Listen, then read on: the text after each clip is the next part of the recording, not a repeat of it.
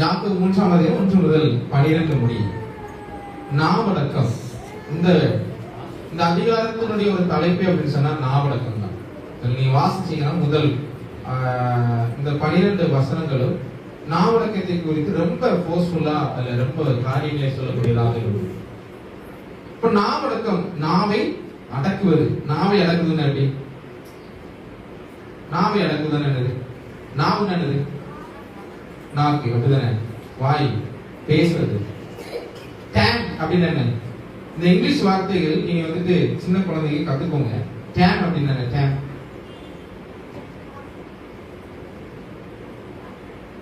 Dam dam அப்படின்னா என்னது? ஒரு கண்ட்ரோல் பண்ணது, ஒரு உங்களுக்குள்ள கட்டுப்பாட்டுக்குள்ள கொண்டு வரக்கூடிய, ஓகே, உங்களுக்குள்ள கட்டுப்பாட்டுக்குள்ள கொண்டு வரக்கூடியதான் டேம், கண்ட்ரோல். ஓகேவா? அப்போ இங்க இதுல என்ன அப்படின்னு சொன்னா, நம்ம ஒஃபென்சிவா ஏதாவது குற்றகரமான வார்த்தைகளையோ மற்றவர்களை புண்படுத்தக்கூடிய வார்த்தைகளையோ நம்ம சொல்லக்கூடாது, பேசக்கூடாது அப்படிங்கிறது. அப்ப இங்க திருக்குறள்ல என்ன சொல்லப்படுதுன்னா, அடக்கம் அமரருள் உயிக்கும், அடங்காமை ஆறுருள் உய்த்துவிடும். அப்படின்னா என்ன? அடக்கம் அமரருள் உயிக்கும், அடங்காமை ஆறுருள் உய்த்துவிடும். சொல்லுங்க, 10ஆம் கிளாஸ் படிக்கிறவங்க, 9ஆம் கிளாஸ் படிக்கிறவங்க சொல்லுங்க, என்னது மீனிங்? என்ன? நீங்க செய்யாததுதான். ஓகேவா? அடக்கம் ஒருத்தர் வந்து உயர்த்தும். எந்த அளவுக்கு உயர்த்தும் அப்படின்னு சொன்னா, தேவனுக்குள்ள ஆக்குற மாதிரி, அவர் தேவனுக்கு ஈக்குவலா நம்ம கொண்டு போகுமா அந்த அளவுக்கு. அப்போ அடக்கம் என்ன செய்யும்னா, இருள் போன்ற, அதாவது ஒரு தீய வாழ்க்கைக்குள்ளாக நம்மளை கொண்டு போய் போட்டுரும் அப்படிங்கிறது தான் இதுக்கான அர்த்தம். அடுத்த ஒரு வார்த்தை இருக்கு, யாகவராயினும் நாகாக்க காவாக்கால் சோகாப்பால் சொல்லிருக்கு பட்டு. அப்படின்னா காக்க வேண்டியவற்றை காக்கணும். எதை காக்கலாலும் நாவை காத்துக்கொள்ளணும். உங்களுடைய நாவை காத்துக்கொள்ளணும் அப்படின்றது. இது நானும் செலக்ட் பண்ணி எடுத்த பேசது இல்லை. நீங்க எப்படி முடிக்கிறீங்க? இது நம்ம இதுல வரக்கூடியதான். ஒவ்வொரு வாரமும் அந்த மாதிரி தான் ஃபாலோ பண்ணிட்டு இருக்கோம். அதை தான் நான் சொல்றேன். எதை காக்கலனாலும் நம்ம நம்முடைய நாவை காக்க வேண்டும். நம்முடைய நாவை காத்துக்கொள்ளணும். நம்ம நாவு வந்துட்டு ரொம்ப மோசமான ஒன்று. எதை காக்கணும்னா இதை காத்துக்கோங்க ஏன் சொல்றாங்கன்னா, ஈஸியா நம்மள டேமேஜ் பண்ணிட்டு போயிடும் இந்த நாக்கு. ஓகேவா? அப்ப இதை காக்க தவறினால் என்ன நடக்கும்னு சொல்றது, அந்த யாகவராயினும் நாகாக்க காவாக்க சோகாப்பா சொல்லிட்டு சொல்லுது. அந்த வார்த்தையில் சொல்லப்படுது என்னன்னா, சொற்குற்றத்தில் அகப்பட்டு துன்புறுவர். அப்படின்னா அந்த சொன்ன வார்த்தைகள்ல அகப்பட்டு, சொன்ன வார்த்தையின் பிரகாரமாக நீங்க வந்துட்டு அதற்கான ஒரு வரியை ஏற்றுக்கொண்டு நீங்க அதுக்கு பின்னாடி ஓடிக்கணும். அந்த கரையை நீங்க எவ்வளவு தேய்ச்சி கிளீன் பண்ணாலும் நடக்காது, அதை சுத்தம் பண்ண முடியாது. அப்ப நாவடக்கத்தை பற்றிதான் வேதாகமம் மிக தெளிவாக பல வசனங்கள்.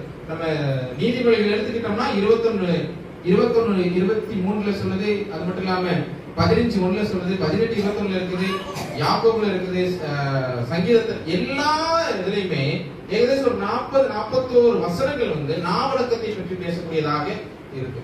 நாவடக்கம் ரொம்ப முக்கியம். அப்ப பைபிளே அது வலியுறுத்துது நாவடக்கத்தை பற்றி. யாக்கோபு இந்த 3ஆம் அதிகாரத்துல முதலாவதாக இந்த வசனத்துல நம்ம வாசிக்கும் பொழுது, முதலாவதாக நான் நம்முடைய நாவை அடக்கணும் அப்படின்னு சொல்லுது. நாவை அடக்கலன்னா என்ன நடக்கும்? நாவை அடக்கலன்னா என்ன நடக்கும் அப்படின்னா, நம்முடைய மதம் பயனற்றதாயிரும். மதம் வந்து பயனற்றது. ஏன் அப்படின்னு சொன்னா, நம்ம இப்ப கிறிஸ்டியானிகளா இருக்கிறோம், அப்படிதானே? கிறிஸ்டியானியா இருக்கிறோம். கிறிஸ்டியானிகளா இருக்கும் பொழுது கிறிஸ்தவத்தை அந்த பைபிள் படிச்சவங்களுக்கு தெரியும் எவ்வளவுக்கு பொறுமையா நம்ம போகணும், எவ்வளவுக்கு யாரையும் துன்புறுத்தாம பேசணும், புண்படுத்தாம நம்ம பேசணும் அப்படின்னு சொல்லி. அப்ப நம்ம பார்க்கும் பொழுது இந்த பைபிளை ஃபாலோ பண்ணக்கூடிய இவன் இங்க இப்படி பேசிட்டு இருக்கான். இந்த பைபிளை போதிக்கக்கூடிய இல்ல, இந்த பைபிளை போதிக்கக்கூடிய இல்லைன்னா அந்த பைபிளை ஃபாலோ பண்ணக்கூடிய இவன் இங்க குடிச்சிட்டு நடந்துகிட்டு இருக்கான், இவன் இங்க இருக்கிறான். அப்படிங்கிறதான ஒரு வார்த்தை வரக்கூடாது. அப்படி வந்துட்டுனா நம்முடைய மதம் என்னதாகிடும்? பயனற்றதாயிரும், யூஸ்ஃபுல்லா இருக்காது. என்ன செய்வாங்க? என்னதான் கிறிஸ்தவனா இருந்தாலும் அவன் விஷயத்த நம்ம மாதிரி தானே இருக்கிறான், அவனுக்கு என்ன தானே பேசுறான் அப்படிங்கக்கூடிய ஒரு வார்த்தை தான் வரும். அப்போ இந்த மக்களுக்குள்ள ஒரு ஒரு ஒரு மதத்திற்கான, அதாவது கிறிஸ்தவத்திற்கான, கிறிஸ்தவ மதம் அல்ல, ஆனா அந்த கிறிஸ்தவத்திற்கான ஒரு குவாலிட்டி அங்க நஷ்டப்பட்டு தான் இருக்குது. நம்ம என்னதான் வாரம் வாரம் பைபிள் வசனத்தை கேட்டாலும் நம்ம செய்ய வேண்டியதை திரும்ப திரும்ப செஞ்சுக்கிட்டே தான் இருக்கிறோம். நம்ம எந்த பிரயோஜனமும் மற்றவர்களாக இருக்கிறோம். அதனாலதான் அடுத்தது என்ன சொல்றோம்னா, நம்மை நாமே வஞ்சிக்கிறவர்களா இருக்கிறோம். ஏன் அப்படின்னா, என்னதான் வாரம் வாரம் வசனத்தை கேட்டாலும் அதன்படி நம்ம அடங்கி இருக்கவே மாட்டோம். அதனால என்ன ஆகுதுன்னா, நம்மை நாமே வஞ்சிக்கிறோம். ஏன் அப்படின்னா, ஒரு கிறிஸ்தவத்துல சொல்லப்படக்கூடிய சில கோட்பாடுகளை நம்மளால ஃபாலோ பண்ண முடியல அப்படின்னு சொன்னா இதுல பிரயோஜனமே இல்லை. நீ எப்படி வெளியில இருக்கிறியோ அதே போலதான் இங்கே இருக்கிற. அப்படிதானே? எப்படி நீ வெளியில இருக்கிறியோ, நீ எப்படி வெளியில கெட்ட வார்த்தை பேசுற, நீ எப்படி வெளியில குடித்து வைத்து நடக்கிற, நீ எப்படி வெளியில இருக்கிறியோ அதே போல கிறிஸ்தவத்துக்குள்ளாக நீ அதே சீரனை எதுக்கு நீ பள்ளிக்கு வார அப்படிங்கிறது, எதுக்கு நீ கிறிஸ்தவத்தை ஏற்றுக்கொண்டு இருக்கிற அப்படிங்கிறது. நீ அங்கேயும் தப்பா பேசுற, இங்கேயும் தப்பா பேசுற, அங்கேயும் பேசிக்கிட்டு இருக்க, இங்கேயும் பேசிக்கிட்டு இருக்க, கோழி போட்டுக்கிட்டு இருக்க, சண்டையை தூட்டிக்கிட்டு இருக்க, இப்படி செஞ்சுக்கிட்டு இருக்க, நீ எதுக்கு நீ சர்ச்சுக்கு வர அப்படிங்கிறது. ஓகேவா? அப்போ நீங்க ஒவ்வொரு பேரும் இப்படிப்பட்டதான, இல்ல நம்ம ஒவ்வொரு பேரும் இப்படிப்பட்டதான செயலை செய்கிறோம் என்றால் நம்ம ஒரு பிரயோஜனம் இல்லாம நம்மளே ஏமாத்திக்கிட்டு இருக்கோம். ஒரு யூஸ் பண்ண மாட்டோம். நம்ம இதுதானே 10th படிக்கிறவங்க, +2 படிக்கிறவங்க எல்லாம் படிச்சுட்டு இருக்காங்கன்னு வச்சுக்கோம். நம்ம பார்க்கும்போது மட்டும் வாசிக்கிறாங்க, அதுக்கப்புறம் அடிச்சிக்கிறாங்க. எக்ஸாம்ல என்ன ரிசல்ட் வரும்? ஃபெயில் ஆகும். அது யாருக்கு நஷ்டம்? அவங்களுக்கு தான். இதேதான் இதுல நம்ம இதுல கிறிஸ்தவத்துல நம்ம செய்யக்கூடியவற்றை செய்யாம செய்யக்கூடாதவற்றை செய்தால் என்ன நடக்கும்? வாழ்க்கையிலேயே தோல்விட்டு போகும். இருக்கலாம், பணம் இருக்கலாம், இப்போதைக்கு ஏதோ உலக பிரகாரமாக நம்ம நல்லா இருக்கலாம். ஆனா ஃபியூச்சர்ல என்ன ஆகும்? எல்லாம் சின்ன பின்னமா போயிடும். அந்த நேரத்துல எந்த ஒரு ஆளும் நமக்கு உதவி செய்ய மாட்டாங்க. உதவினா பணத்தினால் அல்ல, எந்த விதமான நிம்மதி இல்லாம காணப்படும். இங்க அது மட்டும் இல்ல, யாக்கோபு என்ன சொல்றாருன்னா, முரண்பாடான ஒரு கருத்தை வைக்கிறார். முரண்பாடான ஒரு கருத்து. என்ன கருத்து அப்படி சொன்னா, திக்கற்ற பிள்ளைகளுக்கும் விதவைகளுக்கும் படக்கூடிய உபத்திரவத்துல அவங்களை விசாரிக்கிறதுலதான் எதிர்க்கணும். நம்முடைய பக்தி இருக்கணும். அங்கிட்ட இங்கிட்ட போய் தோல் மூட்டி ஒவ்வொரு சொல்லிக்கிட்டு இருக்கக்கூடியதுல இருக்கக்கூடாது. இதுல இருக்கக்கூடாது. அங்கிட்ட இங்க சொல்லக்கூடிய ஒவ்வொன்றும் அங்க இங்க கேட்கறது, அங்க சொல்லி அங்க கேட்கறது, இங்க சொல்லி அங்கிட்ட இங்கிட்ட ஃபயர் விட்டுக்கிட்டு இருக்கக்கூடாது. என்ன செய்யணும்? விசாரிக்கிறது. மற்றவங்க யாரு கஷ்டப்படுறாங்களோ அவங்களை விசாரிக்கிறது நம்முடைய பக்தி இருக்கணும். நம்முடைய பக்தி எதுல இருக்கணும்? விசாரிப்புல இருக்கணும் அப்படின்னு சொல்லப்படுது. அப்ப நம்முடைய பக்தி எப்படியாவது இருக்கிறது அப்படிங்கறத இந்த நாளில் நம்ம சிந்திக்கணும். நம்ம எப்படி நம்முடைய நாவை காத்துக் கொள்கிறோம், அதுதான் நீங்க எப்படிப்பட்டதான கிறிஸ்தவர்களாக இருக்கிறீங்க அப்படிங்கறத வெளிப்படுத்தும். நம்ம எப்படி பேசுறோமோ அதன் பிரகாரமா தான் ஒவ்வொருவரும் இவன் கிறிஸ்தவனா இல்லையான்னு தீர்மானிப்பாங்க. 2வது வசனத்துல பவுல் இப்படி யாக்கோபு இப்படி சொல்லியிருக்கிறார். சிதறி இருக்கிற சகோதரர்கள் கேட்டுனா, நாம் எல்லோரும் தவறுகிறோம். எல்லாருமே தான், நான் உட்பட நீங்க எல்லாரும், நம்ம எல்லாருமே எதிரையாவது ஒண்ணு விழுந்து போகிறோம். அப்படிதானே? கொஞ்ச காரியங்கள்ல அநேக காரியங்கள் நம்ம விழுந்து, கொஞ்சத்துல இல்ல அநேக காரியங்கள் நம்ம விழுந்து போய்கிட்டு தான் இருக்கணும். நம்முடைய வாழ்க்கையில பல காரியங்கள்லயும் கொஞ்சம் எழும்பி நம்ம ஓகே ஆயிரும், இனிமே செய்யக்கூடாது அப்படின்னு எழுந்திருப்போம். அதுக்கப்புறம் என்ன செய்வோம்? அதுக்கு பின்னாடியே விழுந்து போய்கிட்டு இருக்கக்கூடிய எல்லாருமே அநேக காரியங்கள். கொஞ்சம் நாள் நம்ம கொஞ்சமா தப்பு பண்ணிட்டேன் மன்னிச்சுங்க அப்படின்னு சொன்னோம். நம்ம நிறைய தான் தப்பு பண்ணிட்டு இருக்கோம். அப்படிதானே? சோ ஒவ்வொரு முறை இந்த வேத பாடத்தை வாசிக்கும் பொழுது, இந்த யாக்கோபு அதே இந்த புஸ்தகத்தை வாசிக்கும் பொழுது தேவ பயத்தை உண்டாக்கக்கூடிய அல்லது உணரக்கூடிய ஒரு விதமான ஒரு ஒரு நடுக்கம் ஏற்படும். நீங்க இந்த யாக்கோபு அதிகாரத்தை அதிகாரம் கொஞ்சம் நல்லது. எத்தனை அதிகாரம் இருக்கு? 4 அதிகாரம் தான் இருக்கு. 4 அதிகாரத்தை நீங்க வாசிக்கிறீங்க ஒரே நாள்ல ஒரு 15 நிமிஷத்துல வாசிக்க முடிச்சிடலாம். நல்ல பொறுமையா நீங்க வாசிச்சீங்கன்னா. ஆனா 4 அதிகாரத்தை வாசிக்கும் பொழுது உங்க வாழ்க்கையை கத்துக் கொடுத்துரும். இந்த 4 அதிகாரத்துல உங்க நாவல் அடைக்கும், கட் பண்ணிடும். நீங்க பேசாத கட் பண்ணிடும். அந்த அளவுக்கான நல்ல ஸ்ட்ராங்கானது. ஆனா அது வாசிக்கும் பொழுது, உணர்ந்து வாசிக்கும் பொழுது ஒரு விதமான நடுக்கத்தை இது கொடுக்கும், ஒரு விதமான பயத்தை இது கொடுக்கும். ஒரு சாதாரண கிறிஸ்தவத்தினுடைய ஒழுக்கத்தை விட ஒரு போதகனாக இருக்கக்கூடிய என்னுடைய ஒரு ஒரு முக்கியத்துவம்ங்கிறது ரொம்ப முக்கியம். அதனாலதான் ஃபர்ஸ்ட் வசனத்துல என்ன சொல்லுது? சகோதரரே அதிக ஆக்கினையை அடைவோம் என்று அறிந்து உங்களுக்கு அநேக போதகராக. ரொம்ப ஆக்கினை யாருக்கு ஃபர்ஸ்ட் வரும்? எனக்கு வரும். அதனால உங்களுக்கு கொஞ்சம் நினைக்காதீங்க, நானும் உங்களுக்கு தான் போவேன், அப்படிதானே? சோ ஆகவே ரொம்ப ஆக்கினைக்கு நம்ம உட்பட்டு பெயராத வண்ணம் நம்ம ரொம்ப கவனமாக இருக்க வேண்டும். காரணம் என்னன்னு சொன்னா, வேதத்தை போதிக்கக்கூடியவர்கள் ஒவ்வொரு முறையும் நம்ம கடக்கும் போது ஒவ்வொரு வசனங்களை சொல்லும் போது போதனை செய்யும் பொழுது அந்த இந்த வசனத்துக்குள்ள சிந்திக்கும் பொழுது இந்த வசனம் உள்ள பேசிக்கிட்டே இருந்துச்சு. ஓகேவா? ஒவ்வொன்றையும் பேச, ஆனா அதுக்கு தகுந்த மாதிரி ஒவ்வொரு காரியங்கள் நடந்துகிட்டே தான். நான் சிலதெல்லாம் யோசிக்கும் இது கூட ஒரு மெர்ஜ் பண்ணி பார்க்க முடிஞ்சுச்சு, அதை ஒரு கனெக்ட் பண்ணி பார்க்க முடிஞ்சுச்சு. கரெக்ட் தானே? இதெல்லாம் இப்படிதானே இருக்குது, இப்படிதானே இருக்கணும் அப்படிங்கிறதான ஒரு விதமான ஒரு நல்ல ஒரு தாக்கத்தை கொடுத்தது. அப்ப இந்த பரிசுத்த வேதாகமத்தை போதிக்கக்கூடியதுல நான் ரொம்ப பெருமிதம் படுறேன், ஒரு போதகனாக இருக்கிறது. ஏன் அப்படின்னு சொன்னா, இவ்வளோத்துக்கு அர்த்தம் நிறைந்த ஆழமான ஒரு வார்த்தைகள் இது, தேவனிடத்துல பெற்றுக்கொண்ட ஒரு வார்த்தைகள். இது எவ்வளவுக்கு வாசிக்க இதுல இருந்து புதையல் தானே, அல்ல குறையாத புதையலா இருக்கு, அன்புள்ள புதையல் இருக்குது. இந்த புதையலை திரும்ப யோசிக்கும் போது வாசிக்கும் பொழுது என்ன நடக்குது, புதிய அர்த்தங்கள் கிடைக்குது. இதுதான் சொல்லி அந்த அர்த்தத்தை புரிந்து கொள்ள முடியுது. அப்படிப்பட்டதான புதையலாக இருக்கிறது. அப்போ ஒரு நபரிடம் சொல்லக்கூடாத காரியம் இல்ல விஷயம் ஏதோ ஒன்று சொன்னதின் மூலமாக நம்ம என்ன செய்வோம், அதிக ஆக்கிரமிக்கலாம் இருக்கு, அப்படிதானே? ஏதோ ஒன்று சொல்லக்கூடாது, ஆனா நம்ம வாய் என்ன செய்யுது மாதிரி நம்மன்றது சும்மா போறதே ஏதாச்சும் போட்டுட்டு போயிடுவோம். அப்ப என்ன நடக்குது? இதனால நம்ம என்ன செய்வோம், ரொம்ப ஆக்கிரமிக்குள்ளாக ரொம்ப கஷ்டத்திற்குள்ளாக போய் அதன் மூலமாக வாழ்க்கையில ஒரு பாடத்தை நம்ம கற்றுருக்கோம், அப்படிதானே? எல்லாருமே நான் கற்றுருக்கேன், நீங்களும் கற்றுருக்கீங்க, அப்படிதானே? எல்லாருமே இதை சொன்னதுனால இப்படி ஆயிட்டு, இனிமே இப்படிப்பட்டதானதுல தலையிடக்கூடாது, இப்படிப்பட்டதான் வார்த்தைகள் என்னுடைய வாயிலிருந்து வரக்கூடாது அப்படிங்கிறத நம்ம சிந்திச்சிருப்போம். அப்ப யாக்கோபு இங்க நம்முடைய நாவை அடக்க சொல்வது 3 உதாரணத்தோட சொல்றாரு, அப்படிதானே? நம்முடைய நாவை அடக்க கையாளக்கூடிய முறையில் நம்ம எப்படி கவனமாக இருக்கணும்னு சொல்லி சொல்றாரு. வாசிக்கலாம், யாக்கோபு 3ஆம் அதிகாரம் 6 முதல் 8 வரை. நாவும் நெருப்புதான், அது அநீதி நிறைந்த உலகம்.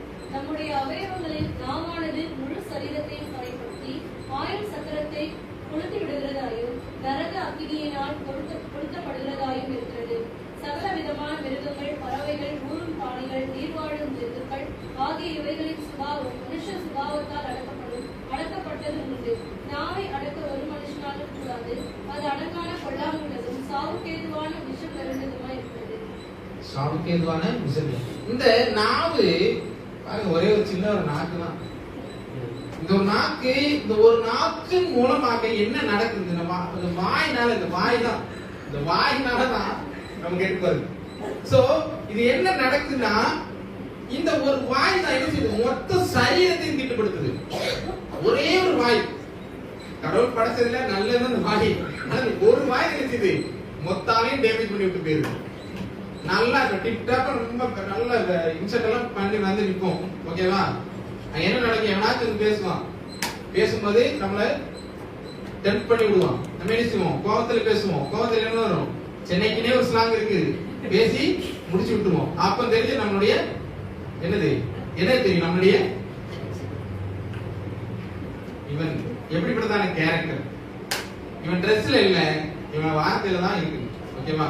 ட்ரெஸ்ல இல்ல, வார்த்தையில தான் ரொம்ப கவனமாக இருக்காங்க. மத்தேயு 15:11 வாசிக்கலாம்.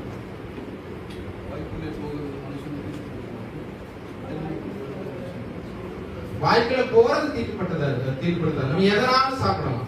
ஓகேவா? அதனாலதான் ஜப்பான்ல அங்க எங்க எல்லா இடத்துலயும் ஒண்ணு இல்ல, இந்தியாவில கூட பாம்பு, தவளை எல்லாத்தையுமே சாப்பிட்டு இருக்கோம், அப்படித்தானே? ஊறக்கூடியது, பறக்கக்கூடியது எல்லாத்தையும் சாப்பிட்டு தான் இருக்கும். அது கடவுள் ஆல்ரெடி சொல்ற எல்லாத்தையும் யாருக்கு எதனாலும் பண்ணிக்க அப்படின்னு சொல்லிட்டு அந்த ஒரு நிமித்தமாக நம்ம எல்லாம் சாப்பிட்டு தான் இருக்கோம். மனுஷனை கூட சாப்பிடக்கூடிய சிலர் இருக்காங்க. அப்படி இருக்கும் பொழுது இந்த வாய்க்குள்ள போறதுல உங்களை தீட்டுப்படுத்துது.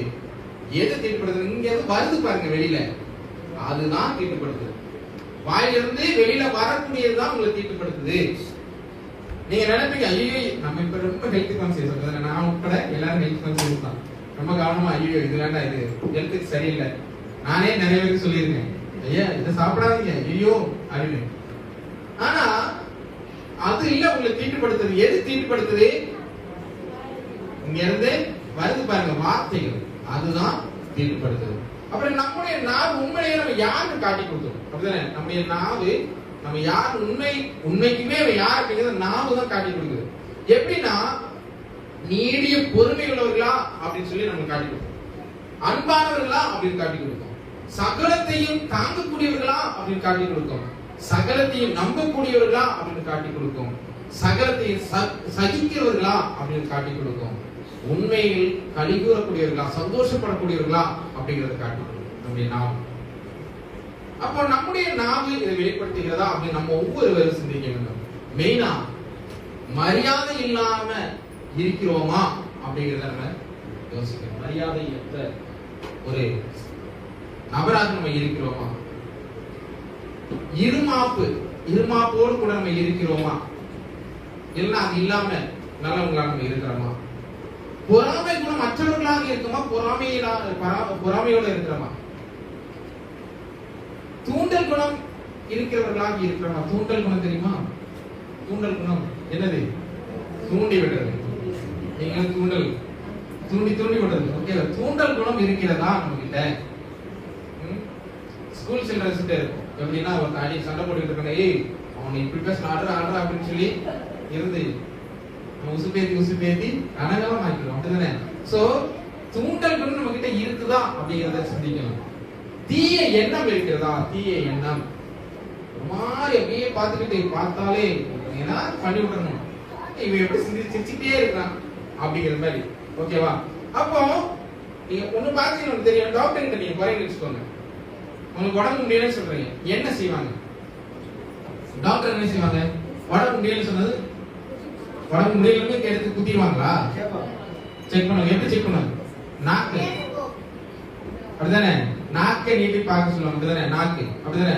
அதே போலதான் நீங்க ஒரு கிறிஸ்டியனா அப்படின்னு தெரியணும்னா உங்க நாக்கு நீட்ட வேண்டாம், உங்க வார்த்தையில தெரிஞ்சிடும், உங்க வார்த்தையில தெரிஞ்சிடும் அப்படிதானே?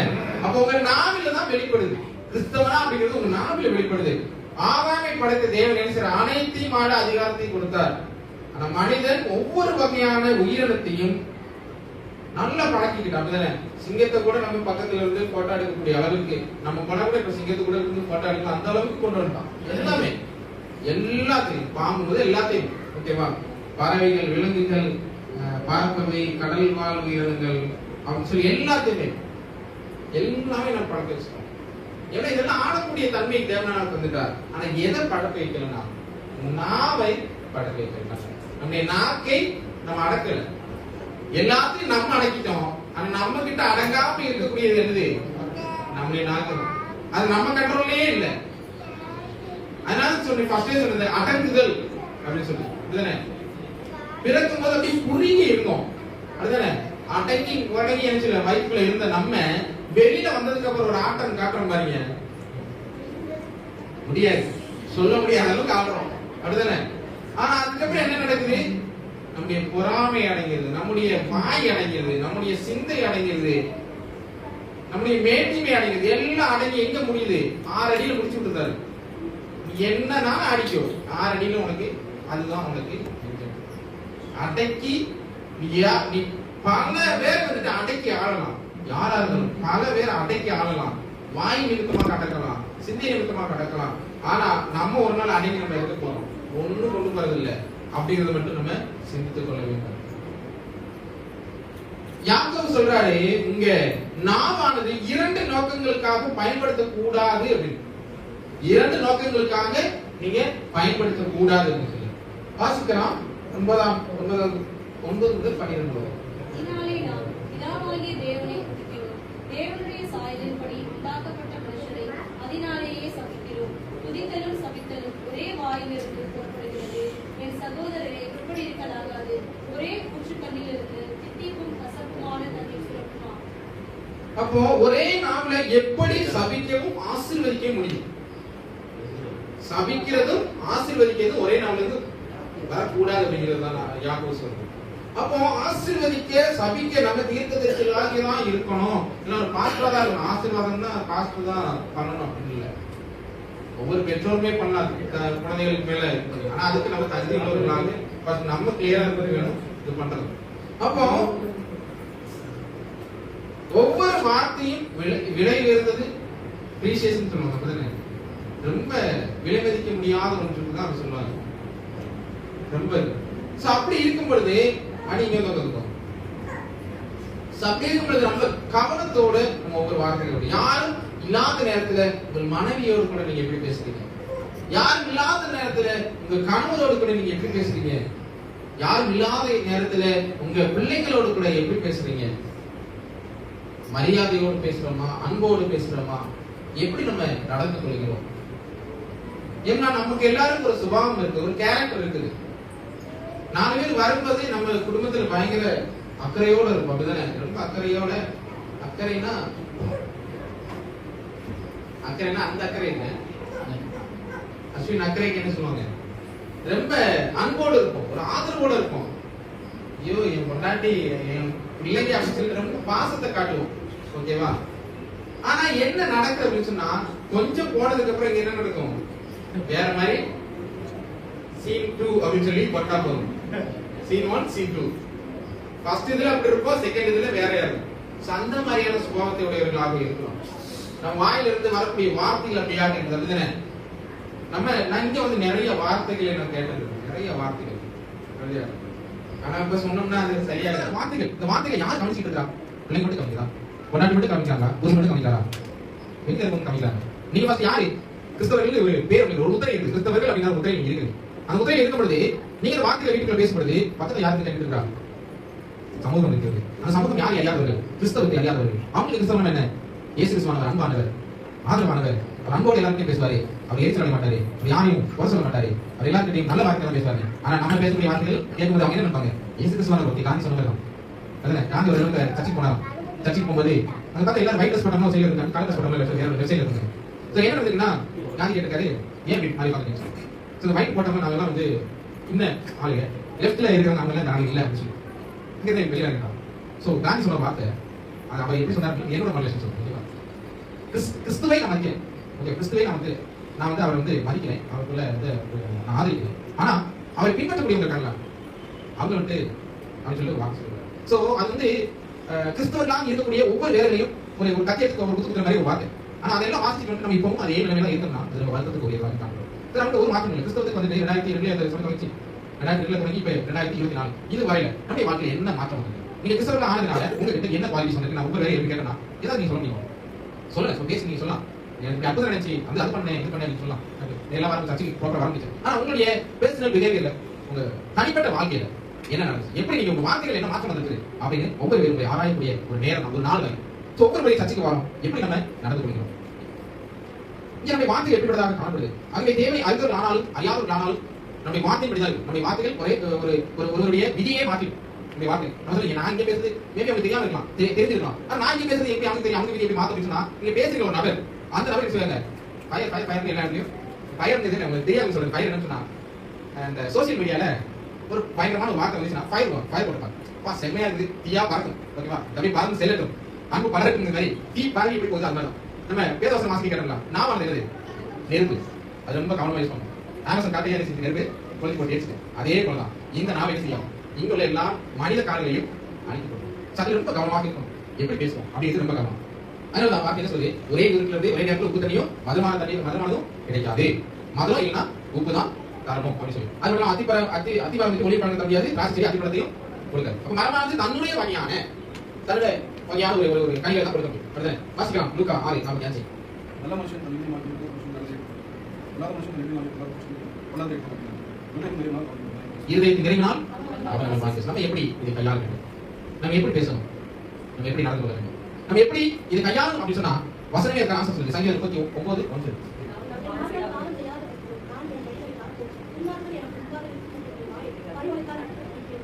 என்ன செய்யணும், நாவினால் பாவம் செய்யாதபடிக்கு நான் வழிகளை காத்து துன்மார்க்கன் எனக்கு முன்பாக இருக்க மட்டும் என் வாயை கடிவாளத்தால் அடைத்திருப்பேன். துன்மார்க்கன் நீங்க யாரை கண்டுபிடிப்பீங்க, எல்லா இடத்துக்கும் துன்மார்க்கன் தான், ஓகேவா. நீங்க யார்கிட்ட பேசிட்டு நானே துன்மார்க்கன் அப்படியே செய்யணும், அப்படியே வச்சுக்கணும், கவனமா இருக்கணும். ஓகே, விட்டுட்டீங்க போச்சு, ரொம்ப கஷ்டம். நான் இங்கே பேசிட்டு அடுத்து நான் பயப்படுறேன், ஓகேவா. சங்கீதம் 141:3. கர்த்தாவே என் வாய்க்கு காவல் வையும், என் உதடுகளில் வாசலை காத்துக்கொள்ளும்.